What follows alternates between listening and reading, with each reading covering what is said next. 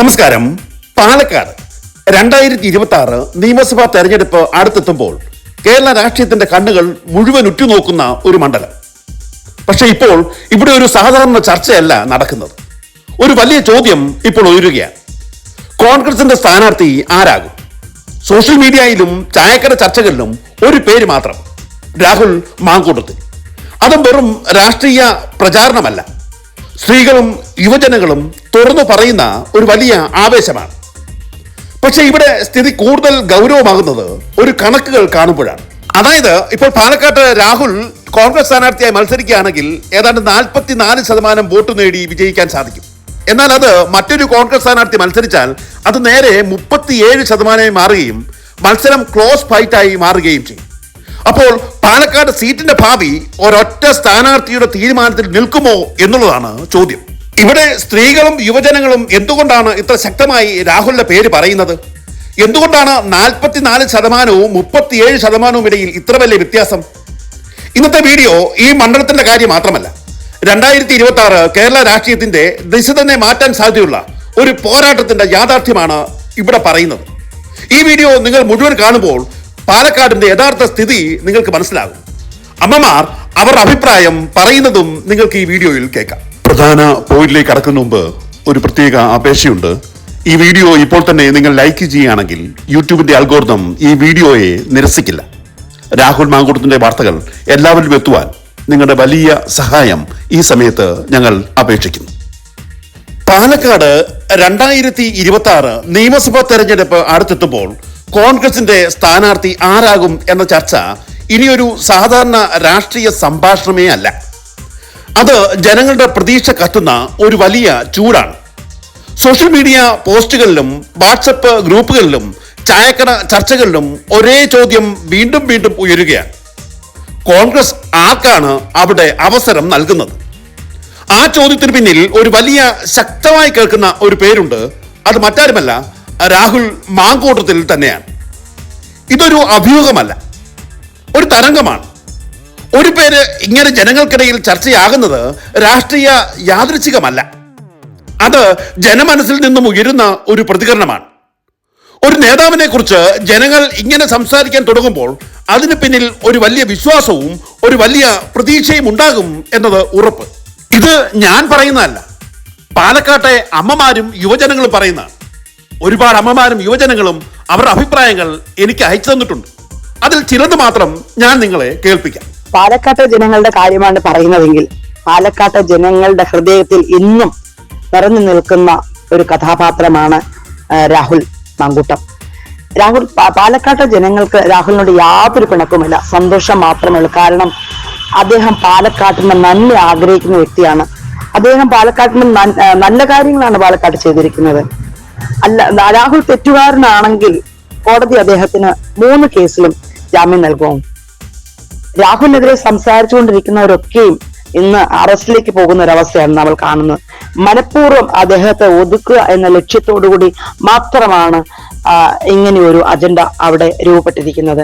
കഴിഞ്ഞ ഇലക്ഷനിൽ നമ്മൾ കണ്ടതാണ്, രാഹുലിനെ അവിടെ തകർക്കാൻ വേണ്ടി നീലപ്പെട്ടി വിവാദം, അങ്ങനെ പല വിവാദങ്ങളും രാഹുലിനെതിരായി ഇപ്പോഴും രാഹുലിനെ ഒതുക്കിയാൽ മാത്രമേ അവർക്ക് അവിടെ വിജയം കണ്ടെത്താൻ പറ്റുകയുള്ളൂ. അതുകൊണ്ട് രാഹുലിനെ മാക്സിമം ഇലക്ഷൻ സമയങ്ങൾ മാത്രമേ ഉള്ളൂ രാഹുലിനെതിരായിട്ടുള്ള കേസുകൾ വരുന്നു. അല്ലാത്ത സമയങ്ങളിൽ അങ്ങനെയൊന്നുമില്ല, എല്ലാവരും മിണ്ടാതിരിക്കുകയാണ്. പക്ഷെ ഇലക്ഷൻ വരുമ്പോൾ അവർക്കറിയാം അവിടെ ഈ രാഹുൽ തെറ്റുകാരനല്ല, രാഹുൽ അവിടെ വിജയിക്കും എന്ന് 100% ഉറപ്പുള്ളത് കൊണ്ടാണ് ഇങ്ങനെയുള്ള കേസുകൾ.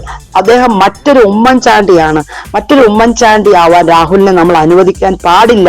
അതുകൊണ്ട് പാലക്കാട്ടെ വനിതകൾ പറയുന്നു, പാലക്കാട്ട് വനിതകൾ ഒറ്റക്കെട്ടായി നിന്ന് ഇതിനെതിരെ പോരാടും. രാഹുൽ അല്ല മറ്റൊരു വ്യക്തിയാണ് അവിടെ ഇലക്ഷനിൽ നിൽക്കുന്നതെങ്കിൽ വനിതകൾ ഒറ്റക്കെട്ടായി പ്രക്ഷോഭങ്ങൾ ഉണ്ടാകും. എന്നിട്ടും യാതൊരു പ്രയോജനം കാണുന്നില്ല എങ്കിൽ ഞങ്ങൾ ബഹിഷ്കരിക്കും, ഇലക്ഷൻ ബഹിഷ്കരിക്കും. നിങ്ങൾക്ക് പാലക്കാട്ടേക്ക് കടന്നു വരാം, കടന്നു വന്ന ഓരോ വീടുകളിലും അന്വേഷിക്കാം. 85% ആൾക്കാരും രാഹുലിനെ സപ്പോർട്ട് ചെയ്യുന്നവരാണ്. കാരണം പാലക്കാടിനെ നന്മ ആഗ്രഹിക്കുന്ന ഒരു MLA ആയിരുന്നു രാഹുൽ മാങ്കൂട്ടം. ഇനിയും രാഹുൽ പാലക്കാട്ടേക്ക് വരും. പാലക്കാട്ട് വന്നാൽ രാഹുൽ പാലക്കാട്ടിന്റെ നന്മയ്ക്ക് വേണ്ടി പ്രവർത്തിക്കുമെന്ന് വനിതകളായ ഞങ്ങൾക്ക് ഉറപ്പുണ്ട്. സുഹൃത്തുക്കളെ, ഇത് ആ വീട്ടമ്മമാരുടെ ഹൃദയത്തിൽ നിന്നുള്ള ഒരു വികാര പ്രകടനമാണ്. അവർ തുറന്നു പറയുന്നു, രാഹുൽ തന്നെ വേണം, ഞങ്ങൾക്ക് ആത്മവിശ്വാസം നൽകുന്ന ആളാണ് രാഹുൽ മാങ്കൂട്ടത്തിൽ. സുഹൃത്തുക്കളെ, അതൊരു വ്യക്തിയെ പിന്തുണയ്ക്കുന്ന ഒരു അഭിപ്രായം മാത്രമല്ല, സ്ത്രീ വോട്ടർമാരുടെ മനസ്സിൽ രൂപപ്പെട്ട വിശ്വാസത്തിന്റെ തെളിവാണ്. 2026 തെരഞ്ഞെടുപ്പിൽ സ്ത്രീ വോട്ട് നിർണായക ഘടകമാകാൻ പോകുന്നു എന്നുള്ളത് നമുക്ക് എല്ലാവർക്കും അറിയാം. കുടുംബശ്രീ പ്രവർത്തകർ, സ്വയം സഹായ സംഘം അംഗങ്ങൾ, വീട്ടമ്മമാർ, ഇവരുടെ അഭിപ്രായം ഇനി ആരും അവഗണിക്കാൻ കഴിയില്ല.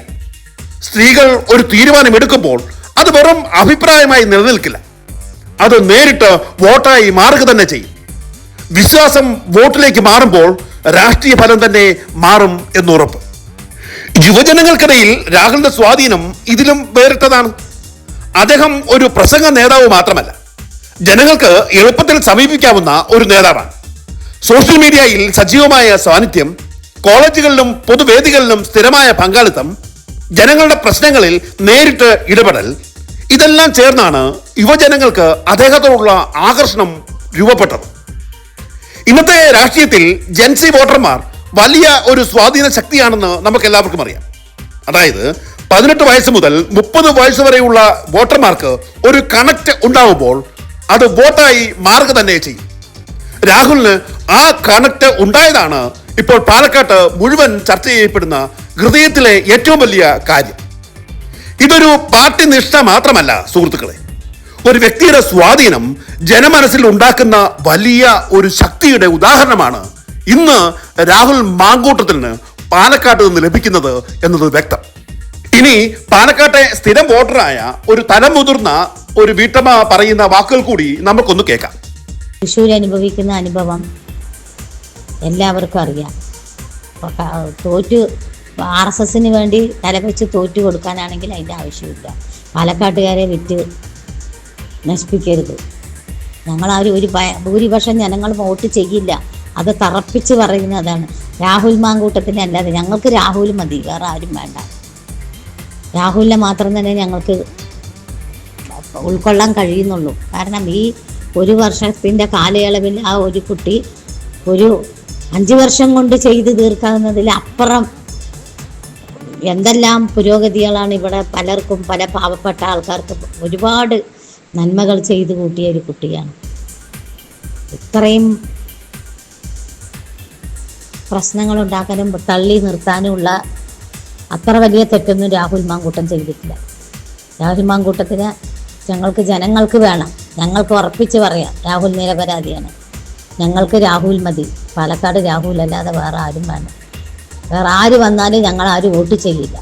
പാലക്കാട് മാത്രമല്ല, കേരളത്തിൻ്റെ പല ഭാഗങ്ങളിലും നല്ല വൻപിച്ച തോൽവി കോൺഗ്രസ് പാർട്ടി നേരിടാൻ സാധ്യതയുണ്ട്. രാഹുലിനെ ഒഴിവാക്കിയിട്ടുണ്ടെങ്കിൽ രാഹുലിനെ നിർബന്ധമായിട്ടും കൊണ്ടുവരണം, പാർട്ടി തിരിച്ചെടുക്കണം. ഇത് ജനങ്ങളുടെ പൊതുവായിട്ടുള്ള ആവശ്യമാണ്. പാലക്കാട് രാഹുൽ ഇല്ലാതെ വേറെ ആരും വേണ്ട. ഇത് ഉറച്ച തീരുമാനമാണ്. ഞങ്ങൾ വോട്ട് ചെയ്യില്ല എന്ന് പറഞ്ഞാൽ ചെയ്യില്ല. ഇത് വളരെയധികം മനസ്സിൽ തട്ടിയിട്ടുള്ളതാണ്. അല്ലാതെ PR വർക്കുകൾ ചെയ്തിട്ട് നടക്കുന്ന ആൾക്കാരല്ല ഞങ്ങൾ സാധാരണ ജോലി ചെയ്ത് ജീവിക്കുന്ന ആൾക്കാരാണ്. പക്ഷെ ഞങ്ങളുടെ ഹൃദയങ്ങളിൽ ഞങ്ങൾക്ക് മനസ്സുകൊണ്ട് സ്നേഹം തന്നിട്ടുണ്ടെങ്കിൽ ആ സ്നേഹത്തിന് ഞങ്ങൾ എന്നും കടമപ്പെട്ടിട്ടുള്ളവരാണ്. രാഹുൽ എന്ന് പറയുന്ന ആ വ്യക്തി പാവങ്ങളുടെ ഹൃദയത്തിൽ കുടിയിരുന്ന ഒരു പ്രത്യേക ഒരു നേതാവായി പോയി. എല്ലാ കഷ്ടതകളും കണ്ടറിഞ്ഞ് നിന്ന് ചെയ്ത് അവരെ സഹായിക്കുന്ന നല്ലൊരു നേതാവ്. അങ്ങനെയുള്ളൊരു നേതാവിനെയാണ് പാലക്കാട് ആവശ്യം. അല്ലാതെ വെറുതെയെങ്കിലും ജനങ്ങളെ വിറ്റുകൊടുക്കുന്ന ഒരു വ്യക്തികളെ ഞങ്ങൾക്ക് വേണ്ട. ഞങ്ങൾക്ക് നല്ലൊരു നേതാവ്, ഞങ്ങൾക്ക് ഞങ്ങളുടെ രാഹുലിനെ മാത്രം മതി, വേറെ ആരും വേണ്ട.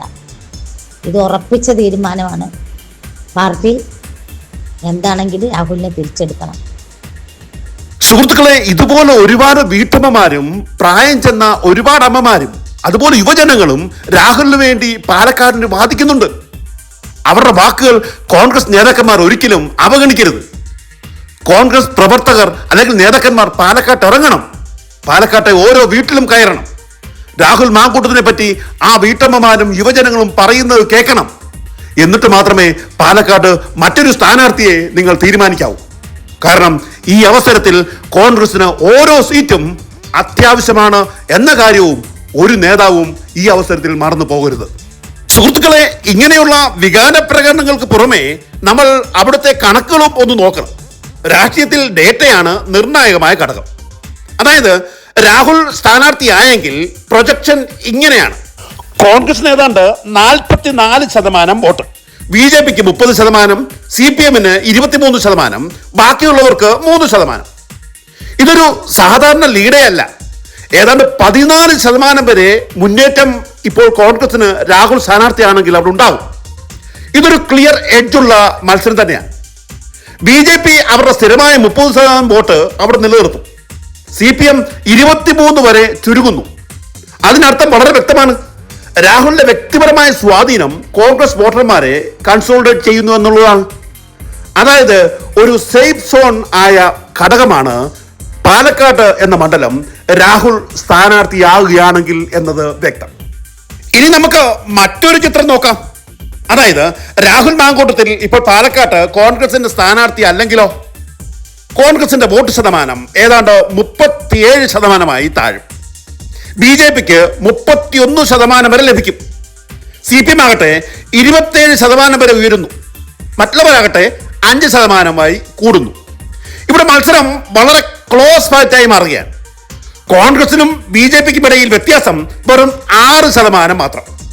നമുക്കറിയാം, മുമ്പ് രാഹുൽ മാങ്കൂട്ടത്തിൽ മത്സരിക്കുകയാണെങ്കിൽ ഏതാണ്ട് 14% വ്യത്യാസമുള്ളിടത്താണ് ഇപ്പോൾ അത് 6% മാറിയിരിക്കുന്നത്. CPM 27% ഉണ്ടെങ്കിൽ വോട്ട് സ്പ്ലിറ്റ് രാഷ്ട്രീയം കൂടുതൽ സങ്കീർണമാകും എന്നുറപ്പ്.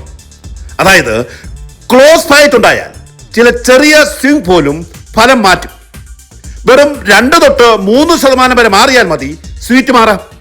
അതായത് സ്വിംഗ് സോൺ, അതാണ് ഏറ്റവും വലിയ അപകട മേഖല. ഇവിടെ നമ്മൾ ശ്രദ്ധിച്ചൊന്ന് വിശകലനം ചെയ്താൽ ഡേറ്റ എന്താണ് പറയുന്നത് എന്ന് വ്യക്തമായി മനസ്സിലാക്കാൻ സാധിക്കും. അതായത് ഒരേ ഒരു കാര്യമാണ്: രാഹുൽ പാലക്കാട് മത്സരിച്ചാൽ പാലക്കാട് ഒരു സേഫ് സോണായി മാറും കോൺഗ്രസിന്. രാഹുൽ ഇല്ലെങ്കിൽ അതൊരു സിങ്ക് സോണിലേക്ക് മാറും. സേഫ് സോണും സിങ്ക് സോണും തമ്മിൽ വ്യത്യാസം രാഷ്ട്രീയത്തിൽ വളരെ വലുതാണ്. സിങ്ക് സോണിൽ BJP ക്യാമ്പയിൻ കൂടുതൽ ആക്റ്റീവായേക്കാം. പോളറൈസേഷൻ ശ്രമങ്ങൾ അവർ ശക്തമാക്കും. നറേറ്റീവ് രാഷ്ട്രീയം അവർ വർദ്ധിപ്പിക്കും. ക്ലോസ് കോണ്ടസ്റ്റ് ഉണ്ടായി കഴിയുമ്പോൾ ടാക്ടിക്കൽ അഡ്വാൻറ്റേജ് പലപ്പോഴും BJPക്ക് ലഭിക്കാൻ സാധ്യത കൂടുതലാണ്. ഇവിടെ പാലക്കാട്ട് കോൺഗ്രസ് നേതാക്കന്മാർ മനസ്സിലാക്കേണ്ട ഒരു കാര്യം കൂടിയുണ്ട്. അതായത് രാഹുൽ മാങ്കൂട്ടത്തിൽ ഇതിനകം പാലക്കാട്ട് ഒരു വലിയ ഭൂരിപക്ഷത്തോടെ ജയിച്ചു വന്ന നേതാവാണ്. ഏതാണ്ട് 42% മുകളിൽ വോട്ട് നേടിയാണ് അദ്ദേഹം അവിടെ വിജയിച്ചത്. അത് വെറും ഒരു പാർട്ടി വോട്ട് മാത്രമായിരുന്നില്ല, അതൊരു സ്വന്തം വ്യക്തിപരമായ പിന്തുണയും കൂടിയാണ്. ജനങ്ങൾ ഒരു നേതാവിനെ നമ്മുടെ ആളാണ് എന്ന് വിശ്വസിക്കാൻ തുടങ്ങുമ്പോൾ അത് വെറും പിന്തുണയായി നിലനിൽക്കില്ല, അത് നേരിട്ട് വോട്ടായി മാറുക തന്നെ ചെയ്യും. അതാണ് രാഹുലിന്റെ വലിയ ശക്തി. അതുകൊണ്ട് തന്നെ ആ വ്യക്തിപരമായ പിന്തുണ ഇല്ലാതായാൽ കോൺഗ്രസ് നേരിട്ട് അതിനെ ബാധിക്കും എന്നുറപ്പ്. അതാണ് ഇവിടെ കണക്കുകൾ പറയുന്നത്. പലപ്പോഴും വിജയത്തിന്റെ ആ വലിയ രഹസ്യം പുതിയ പരീക്ഷണമല്ല, അതേ നേതൃത്വം തന്നെ തുടരുക എന്നത് തന്നെയാണ്. ഇവിടെ പാലക്കാട്ട് മറ്റൊരു കോൺഗ്രസ് സ്ഥാനാർത്ഥിക്ക് കഴിവില്ല എന്ന് പറയാനാവില്ല. പക്ഷെ രാഷ്ട്രീയത്തിൽ കഴിവ് മാത്രം പോരല്ലോ, ജനങ്ങൾ എന്താണ് പറയുന്നത് എന്നതും അത്ര തന്നെ പ്രാധാന്യം അർഹിക്കുന്നു. രാഹുലിനെ മാറ്റിയാൽ ജനങ്ങൾ ഉടൻ തന്നെ ചോദിക്കും, എന്തുകൊണ്ടാണ് രാഹുലിനെ മാറ്റിയത് എന്ന്. ആ ഒരൊറ്റ ചോദ്യം തന്നെ വലിയൊരു രാഷ്ട്രീയ കഥയായി മാറും.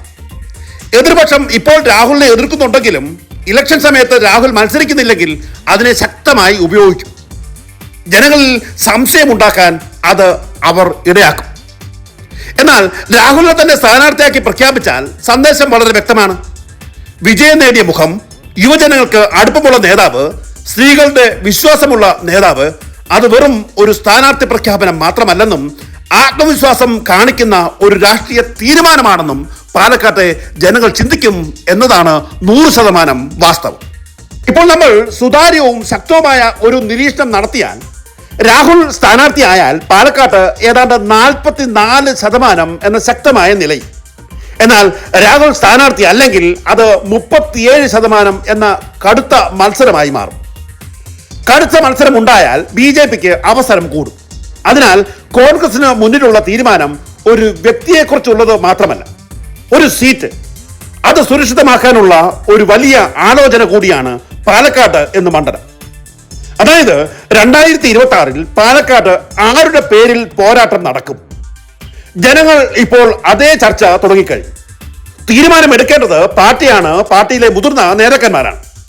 പക്ഷെ ഒരു കാര്യം ഇവിടെ വളരെ വ്യക്തമാണ്. പാലക്കാട് ഇപ്പോൾ ഒരു പേരിനെ ചുറ്റിയാണ് ചർച്ച. ആ പേര് രാഹുൽ മാങ്കൂട്ടത്തിൽ തന്നെയാണ്. തീരുമാനം എന്തായാലും അത് പാലക്കാടിന്റെ രാഷ്ട്രീയ ഭാവിയെ നേരിട്ട് ബാധിക്കും. എന്നാൽ ഇത് പാലക്കാടിനെ മാത്രമല്ല, കേരളത്തെ മുഴുവൻ ബാധിക്കും എന്നുള്ളതാണ് എൻ്റെ ഒരു വാദം.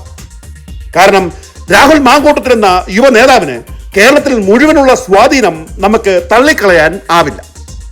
ഈ തെരഞ്ഞെടുപ്പ് അതുകൊണ്ട് ഒരു സീറ്റ് മാത്രമല്ല, ഇതൊരു സന്ദേശമാണ്, ഇത് കേരളത്തിന്റെ ഒരു ദിശയാണ്, ഇത് കേരളത്തിന്റെ അല്ലെങ്കിൽ യുവജനങ്ങളുടെ ഒരു ഭാവിയും കൂടിയാണ് എന്ന് മറക്കരുത്.